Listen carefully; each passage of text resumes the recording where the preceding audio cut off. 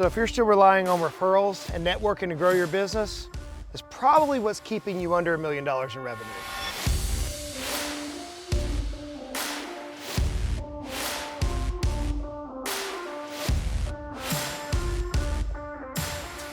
So I've coached hundreds of business owners and financial advisors to grow their practice past $1 million in revenue using a system much simpler than referrals and networking. So today I want to walk you through a system, the very system that I've used in my own life and with hundreds of clients to rapidly grow a company. But before I do, I want to give you a cheat sheet. Hey, check in the show notes below.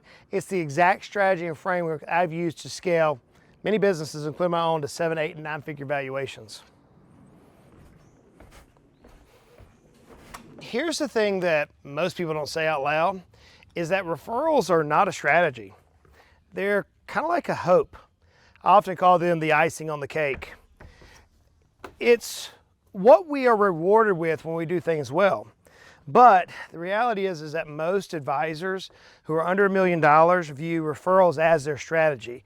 I mean, back when I was getting started, they literally taught me to say things like, hey, the greatest thing you can give me is a referral. Like, you want to go share your best friend, the person you're going to break bread with, the person you're going to sit around the campfire with. You want to send them over to me because I can really help them out. Yeah, like, who wants to do that? I mean, I don't want to break that relationship.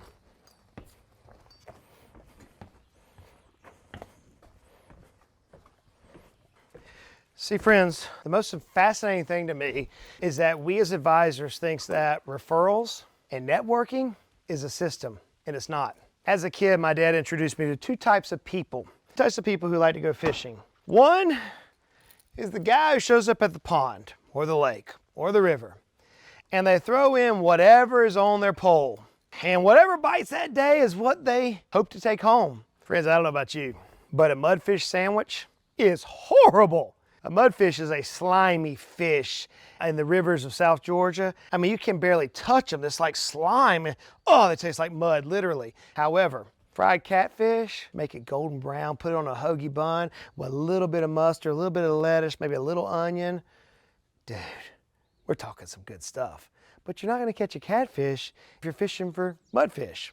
So the average fisherman, they show up at the pond and they just catch whatever they have on the pole, and hopefully something will bite it. What's interesting to me is out here on this river, there are a ton of professionals. I'm talking about they're driving around in $250,000 get-ups. Their boats are like, wow, they're lettered. Those cats, they know how to catch a fish. I watch them out here on this little slough that our dock's on, and they show up, and it's all about making the system work. They have a system. The first thing I noticed about the professionals is they don't just come up in here in the slough on their boat, their expensive boats, and try to catch anything and everything. No. They're too smart for that. That's not where the money's at. They want to target, in our case, a largemouth or a smallmouth bass. They know that if they can get the lunker, the biggest bass of that tournament, they're liable to take home the prize. What do we as professional financial advisors do? We go to a networking event and we see this individual over here who is totally in the wrong demographic, and we spend time talking to them saying, well, maybe they'll send me some money. Or we go to our client who is probably not the idealistic client. They send us a referral and we take them on anyways because that's what we should do.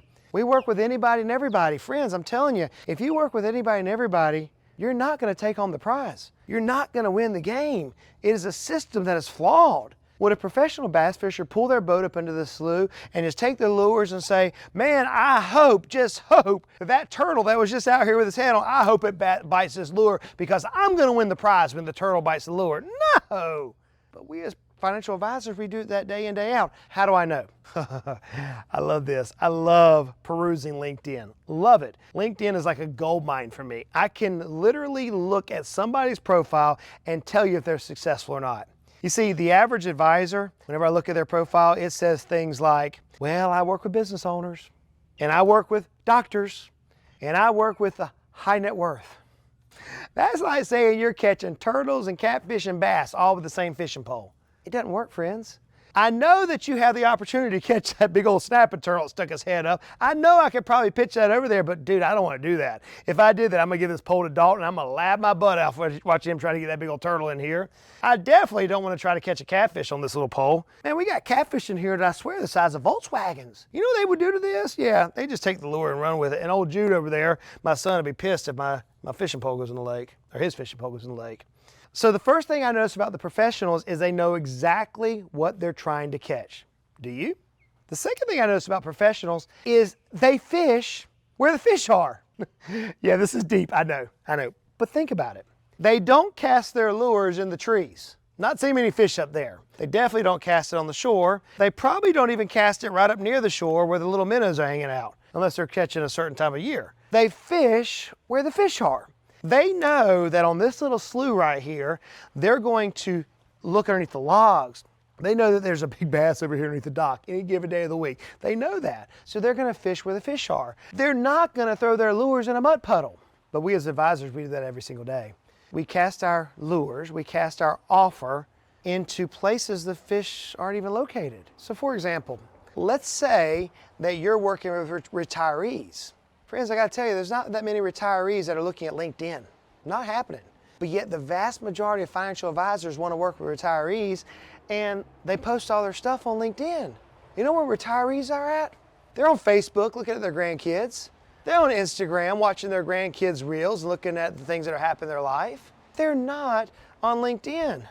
But we as advisors, we're pretty smart. We're gonna fish exactly where the fish isn't.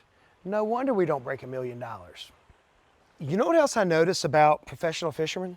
They read the structure. Right now, we just had a big old cruiser come through and the waves are coming in. I can hear the waves flashing up against the shoreline. And so if I were gonna fish today, I would know that on this side of the river, it's a smooth edge with not a lot of big rocks. So that means it's probably gonna be muddy. There's not gonna be a lot of, quote, structure, a lot of things underneath the water that are gonna hold fish right here. But if you look across where those waves are making noise, there's some big rocks over there. There's a little stick coming out of the water over there. There's a floating log. That's some structure. Guess what? If I were gonna fish this slough, and I watch people do it all the time, right over there, where all the structure is where the fish hang out. See, professionals, they look beneath and understand exactly where the fish are laying to where most others will just look at it not knowing. The average financial advisor right now is trying to catch fish with no structure. They don't know exactly where the fish are located beneath the surface. They just see what others are doing and so let's go mimic it. Or they hear some marketing expert out there who's never done it before, mind you, tell them, oh yeah, direct mailers is what you should be doing. Well, maybe. Only if your avatar wants direct mailers. Whenever these boats pull up here into the slough, I've watched the professionals on a regular basis. It's crazy to me. They open up these tackle boxes and they have literally hundreds, if not thousands of dollars worth of lures inside their tackle boxes. I'm running a little Yuzuri right now on this pole. It works pretty well out here, but you know, I've been out here all day and nothing's bit it. If I were a professional, and I'm not, by the way, but if I were a professional, more than likely there is a lure in my tackle box that I know that largemouth bass wants to eat. And so they switch. They switch from one proving system to another in order to attract that client. Let's think about that in terms of our practices. Our clients are not that dissimilar from fish. Not to try to make this seem overly simplified, but there are certain days whenever your clients want to hear about this. They want to hear, they're hungry for this particular piece of information. Maybe it is a market condition. Maybe it is an estate condition. Maybe it's a tax condition. What's in your tackle box? What are you presenting to them? And are you presenting them the thing that they want to eat at the very time which they want to eat it? Now, you know I love pizza. I do. I love me some pizza. I promise you I could probably eat pizza every single day, 3 meals a day. But if I did that, it would get old. But yet, what do we do as advisors? We take our lure of a compliance proven white paper or commentary that everybody else is sharing, and we throw it out and we say, come work with me because look at my commentary, look at my lure, isn't this the best lure you've ever seen? And the clients are like, dude, I don't give a flying flip about that. The professionals, they know exactly when, how, what their particular targeted species, their particular avatar wants to eat. Most of us, we have one lure and that's all we cast. And we wonder why we don't catch any fish. We wonder why we don't win those clients. There's a fifth thing that I've watched the pros do that have not seen many rookies do. And man, if you could learn this secret, it would change your life for the rest of your life. I love teaching this to our advisors in our coaching program because when I teach it to them, they look at me like I've lost my ever-loving mind. Like, dude, here's what's funny. There's a log right out there, a big rock right out there underneath the water, about 20 yards away. You can barely see it with the reflection on the water right now, but 9 times out of 10, there's a largemouth sitting right underneath that log. I don't know if he's out there today, let's see. The goal is to get the lure behind the log. Here we go. Now if he's there, I'll see him come up. Let's see. Oh. Yep, he's there. I don't know if I can get him. All right, so the idea with the strike is you want to present your lure to the fish and not let him eat it. That's right. Well, Justin, the idea is to get the fish on the boat. Yeah, I get that, but there's an old saying that I grew up hearing called absence makes the heart grow fonder. That fish out there just saw this lure. I don't know if it'll work this time. It probably won't because I'm on video. But oftentimes, if we can present the lure to that fish a second time and make him chase it, then sometimes he'll chase it and want it even more. If we could take it away from him the first time, then he may come back and get it the second time and bite it and want to fight for it. We've implemented this in our coaching business and we've helped several of our clients do this. And the idea is that you present your offer, your secret sauce, to your ideal client in the ideal environment, the ideal time, when they're ready for it, you present it to them and you take it away. You see, we as advisors, even though we talk supply and demand on a regular basis, we don't live by supply and demand. We have unlimited supply and thus we cause a low demand. If we present our offer and somebody wants it and we say, time out though, right now we're at capacity, you've got to wait 3 weeks. You know what it does? It makes that fish, that avatar, that client, they want it even more. Let me tell you a secret. Just yesterday, we have this process that we use. Whenever an advisor wants to come work with our program, we only let 5 clients per month into our $1 Million Advisor program, and our advisors in that program are rocking it out. By the way, if you want to know about our $1 Million Advisor program, check the link below. Better yet, watch this video. It's a fascinating video. It'll show you exactly what it's like to work with us. Anyways, we have only let 5 advisors per month. We had a call that was set to happen this morning. And there's a process we go through, and this particular advisor did not follow the process correctly. So we yanked the lure away. We canceled the meeting. What? You got somebody who wants to work with you and you canceled the meeting? Yeah, we did. Cancel the meeting. You didn't follow the process. We don't want to work with you. He sent us a message. He chased that lure, sent us a message. He said, hey, I noticed you just canceled the meeting. I really wanted to work with your coaching business. Well, what would I have to do? Well, you got to follow the process. I'll have it done for you. Okay, he did. He held true to it. This morning, our team had a call with him on a fit call, something we do to see if we really want to work with somebody, because we only let 5 advisors in per month. And just because you make a lot of money or want to make a lot of money doesn't mean we're going to work with you. So he got on the fit call with one of our team members, and it was like this. Dude, what's the next step? I want to work with you. Well, time out, buddy. We want to see if we want to work with you. Went through our questions. Yeah, we ended up gauging. He said, I'll send you the money today. He signed today. 5 advisors. What do? We yanked the lure away from him. So I'm using a simple fishing pole, something I like to do, fishing out here in the country, to illustrate a system that most advisors have never even considered. Most of us think referrals and networking is the way to go. So friends, let's take some points from the Tennessee River and some country boys out here fishing on the river. You can apply this in your practice so you can scale it radically. Here it is. You've got to know the species of fish you're going after. Do you know your avatar? Do you know that one species? Doesn't do any good to try to catch a catfish if you're after a largemouth. Who are you trying to win? Second of all is you got to fish where they're at. You're not going to throw your lure in the trees or on the ground. Where are your avatars? Are they on social media? Are they in networking? Are they in a book? Are they on a podcast?